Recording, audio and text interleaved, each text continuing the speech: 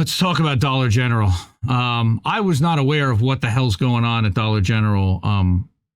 This is something that the folks over at Popular Information, they're a 3-person team, completely independent.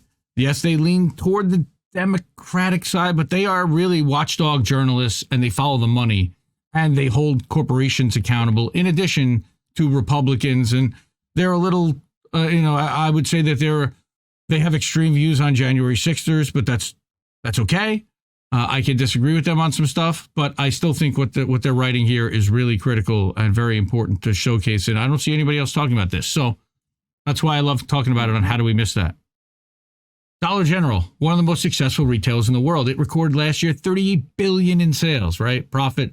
That's up more than 10% over the previous year and generated $3.3 billion in operating profit. That's a slim margin, but for retail, it's pretty decent. Over the past 5 years, the stock's increased by more than 120%, and its current market cap is $46.7 billion. That's the total worth of the company. If you multiply the number of outstanding shares times the current share price, that's what the market cap is. Dollar General's found success by offering discount goods, as we know, in rural towns and low-income areas that are often ignored by other major retailers. And for many, it's one of the only convenient options to buy food, apparel, cleaning supplies, and other household items. Dollar General already operates over 18,000 stores and plans to operate over 1,000 more in 2023, an average of nearly 3 a day. That's insane. Holy crap. Yep. All right. It's an extremely dangerous place to work. What?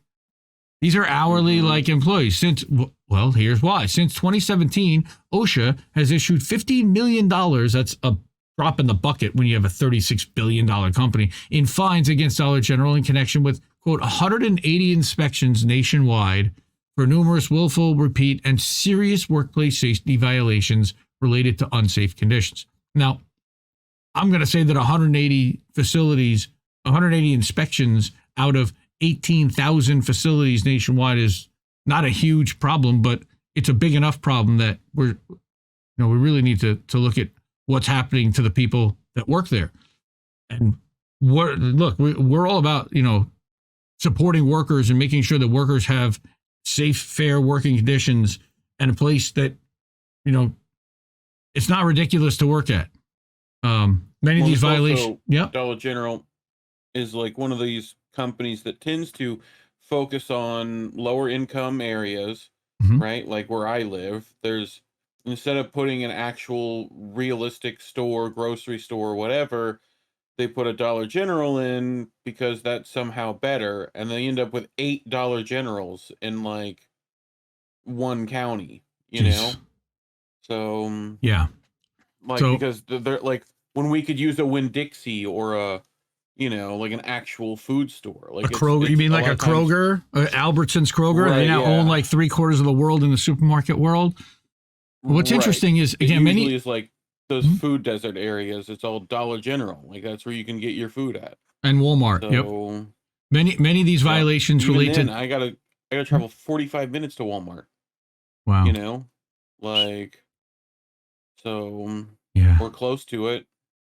But many of these violations are relating to their practice of staffing its stores with as few employees as possible. That's also really an issue. That means that there frequently aren't enough employees to unload and stock merchandise. Goods pile up in aisles in front of exits, which create unsafe conditions for workers and shoppers.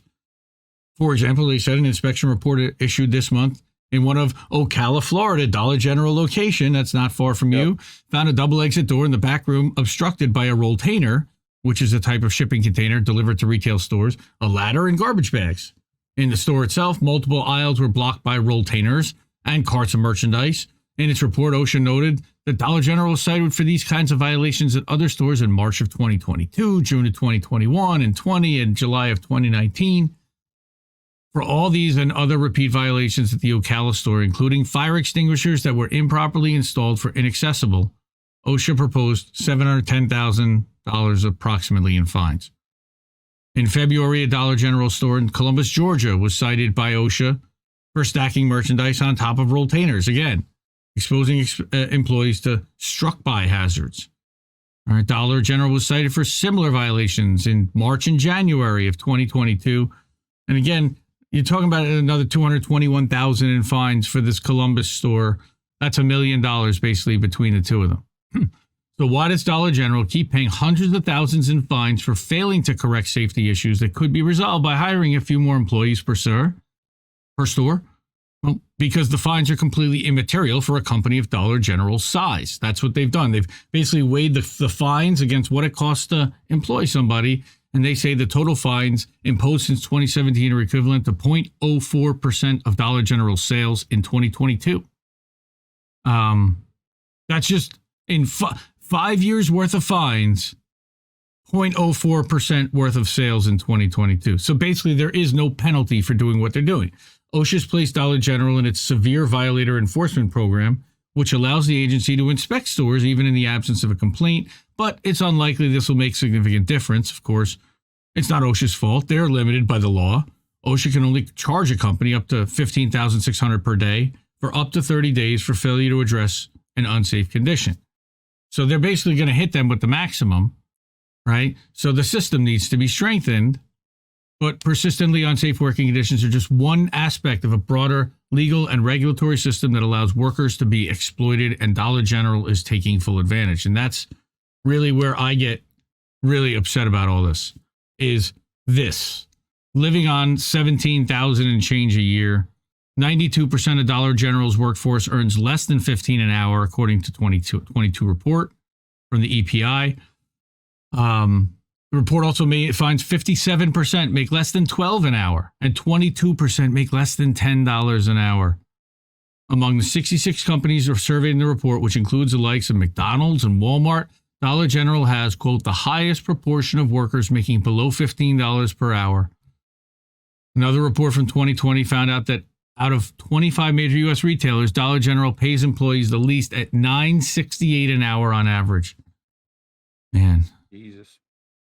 In 2021, and this is why people are quitting. Like, this is the best you could do, and their profits are $3.3 billion on $38 billion in sales. This is the best you can do. $9.68 an hour. Okay. In 2021, the median Dollar General employee earned $17,773, roughly $5,000 more than the poverty level, as More Perfect Union points out.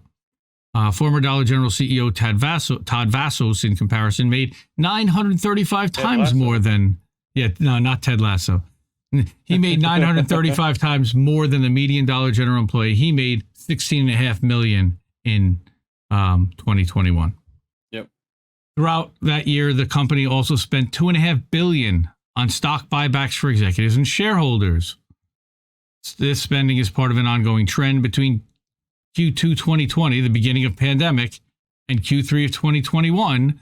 Dollar General doubled the amount spent on share repurchases, finds Brookings. Had these stock buybacks been redirected to workers, the company could have more than doubled its 2020 median pay. They could be paying almost $20 an hour right now if they had just taken the stock buyback money and given it to their employees. That's disgraceful. And how much more productive would those employees have been? And how much more profitable would those stores have been had they actually been? How much better employees would they have been able to have attracted had they doubled the pay of everybody working in 2 years throughout the pandemic, right, when they were getting pandemic relief money from the government? Like, this was all subsidized. These worker wages are by no means livable. In the United States, there is not a single place where an adult without children can meet their basic necessities with an hourly wage below $15. 2020, the GAO confirmed this reality.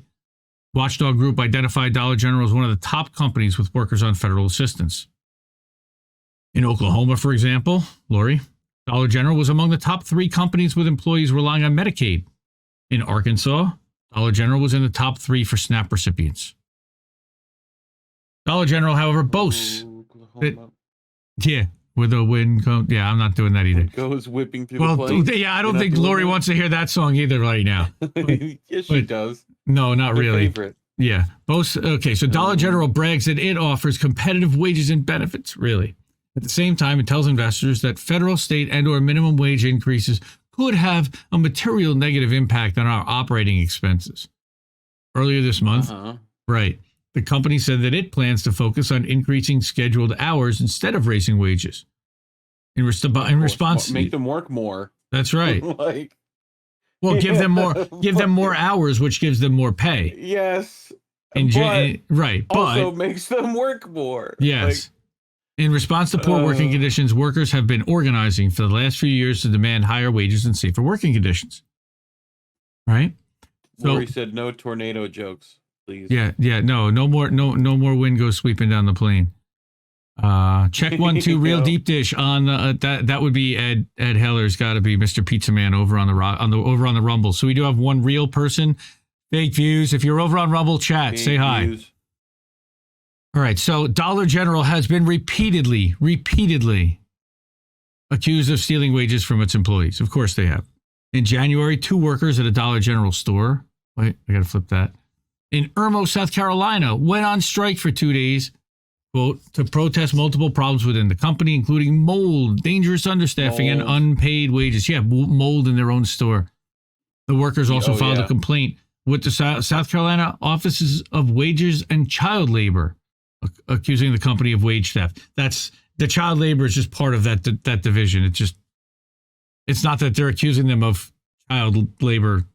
I don't believe. I think it really is wage theft. One of the workers, who started at $11 an hour, was allegedly offered a promotion a few weeks after she began working at the store, but said that her paychecks did not reflect the 75-cent an hour raise she was promised for at least 3 months. According to Prism, Dollar General has not yet reimbursed their stolen wages. Other Dollar General employees have accused the company of requiring employees to clock out before they finish working. So stealing more time. Fucked up. Yep. That's like furloughing people almost in a way. Like, hey, clock out and stay here. In April 2022, Senator Patty Murray in Washington, she was the former chair of the Senate Health, Education, Labor, and Pensions Committee. She wrote a letter to Vassos asking the company about its alleged labor violations. We know what happens there, including wage theft. The letter states that according to lawsuits and press reports, Dollar General additionally misclassifies many of its workers as salaried store managers to avoid paying overtime. Everybody's a manager at Dollar General. I remember we covered that story last year and Bean Boy had it, Judd Legum. All right. Bean Boy. Yeah. The letter accuses Dollar General of expecting managers to cover hours without overtime, lunch breaks, or additional compensation. And the letter cites a 2014 settlement in which Dollar General agreed to pay $8.3 million to compensate former store managers who should have received payment for overtime hours, saying that it is clear the unlawful practices continued even after that settlement. And I believe the Supreme Court actually this is Dr. Evil level stuff right here. And it continues, Dollar General, man. I've got a shitty story about Dollar General. Yeah. So I was hired at the local Dollar General at one point, and what had happened is that then my sister also got hired. Oh. And they never called me back to schedule schedule me. They literally never called me. Like, went for the interview, got the job, like, never called me. Like, what is that called? What am I supposed to do with that? Like, well, did they give you a letter? Do you have anything in writing? No, they called you and were like, come in. Yeah. Did you ever come in? They never said they never called me to say come in. It was the manager said I got the job at the end of the interview, and I was like, great. And they're like, oh, we'll call you to schedule you, and be like, okay. And then they never called. And then your sister went to work there? And then the sister went, right. Yeah. And I think they have a rule to where you can't be family and right. Family in the same store can't work. Yep. So they just never called me to say like I can't work there. That's fascinating. Yeah. Right. Screw Google says you should have called 100%. I'd be like, dude, yeah, what? Probably. Yes, that might have been. Well, that's interesting. That's bad employee. Bad. Oh, never mind. Yeah. Anyway. Well, Dollar General, look. Dollar stores are a reality. My wife is addicted to one of the dollar stores around here. Yeah, it's Dollar Tree. They actually do pay their employees a little bit better, but Yep. Those are not They're no fun longer, places not to everything's work. $1 there anymore. No, it's $1.25 now. Back in my day. Colin says you dodged a bullet. Yeah, that's true. You probably did dodge a bullet by that being store's there. terrible too.